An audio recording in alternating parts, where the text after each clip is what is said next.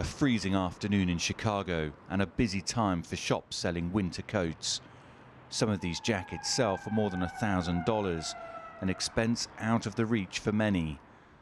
That has led to one high school in England taking the step of banning pupils from wearing expensive coats because administrators say it stigmatizes students and poverty shames families. Adolescents are very much attuned with the social hierarchy. So being the owner of a jacket puts you in a group that's defined as somehow better than the group that doesn't. Tomorrow it'll be something else. And we're going to continue to see the exclusion of kids that can't afford the high-priced items until we get at understanding the root causes of the marginalization. Jody Blanco is an anti-bullying expert. She says that although attempts to poverty-proof schools has good intentions, it does not address the main issue of bullying. This problem can't be solved by banning different items. It can only be solved on the inside by teaching kids compassion in school, incorporating lessons about compassion and kindness and tolerance and awareness in existing curricula, and then giving parents the tools to reinforce those life lessons at home.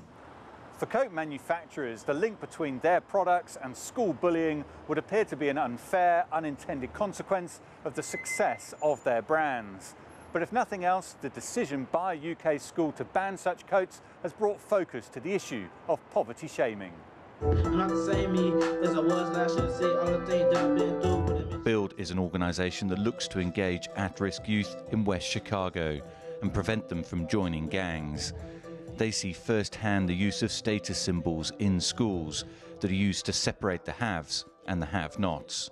Anytime in a community where there's high poverty, you want to separate yourself. What I found is that there's status symbols of shoes.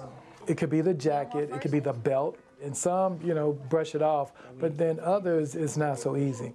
And so they carry a lot of shame for being poor, which is not even their problem or their fault. And educators say there are serious consequences. Kids who are bullied are many times more likely to suffer from mental illness and significantly more likely to take their own lives. So we should take this very seriously. Fashion has always been more than just clothes, but for those that cannot afford to buy the latest items, it's also a key source of marginalization. Dan Williams, CGTN, Chicago.